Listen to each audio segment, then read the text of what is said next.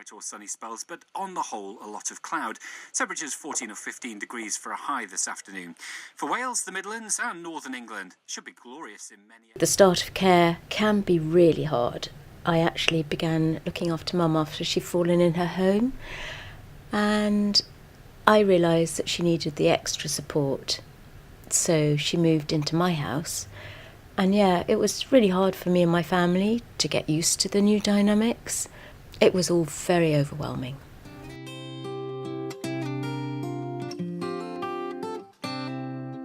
I'd like to give you some pieces of advice that I wish somebody had told me at the start of my journey.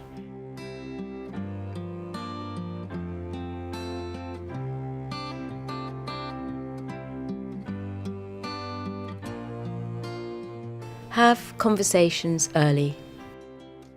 It is really important to keep the person that you care for at the centre of all your decisions. And one thing I've learnt is the importance of communication. So we often update each other on all sorts of things, really. Although topics such as personal care, future household arrangements, wills, can be really tricky to talk about, I'm really glad I did this early on. For a while I was thinking I was taking away my mum's independence, but we did speak about it, and basically she really wanted that input, thankfully.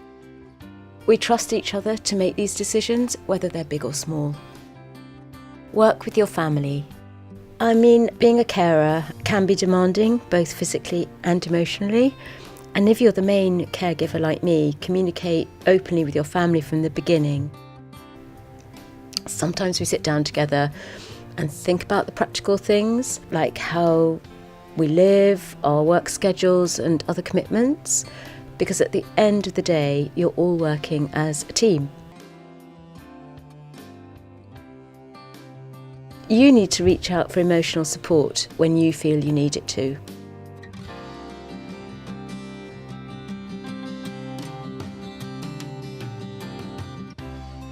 Establish boundaries. Actually caring for an elderly person can be associated with many feelings of guilt. And sometimes I think to myself, well, how can I justify making time for myself when I should be caring for my mum? But I'm still doing paintings that I love doing, seeing my friends, going to my yoga class, being as normal as possible. But it's also really important for your well-being, I feel, that actually you give yourself that time as well. If there's anything that makes you feel uncomfortable as well, there's always services that can help support you. Ask questions. Be organised. If you can, make a list of your priorities is also helpful.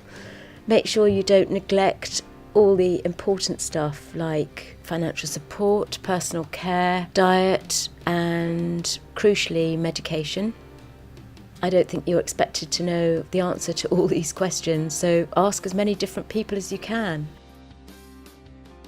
It's taken time, I have to admit, to establish a routine that works for us all, and I still do experience feelings of both guilt and anger that can turn into a lot of frustration.